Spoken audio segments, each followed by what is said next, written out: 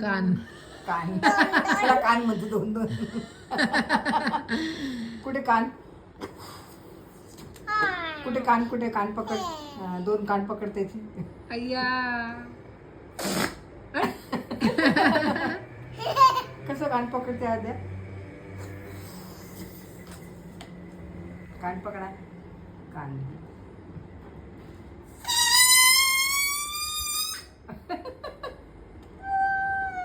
असं का आवाज काढतो. कसा आवाज काढतो. हा बॉल कोणी आणलं तुला. कोणत्या कलरचा आहे तो.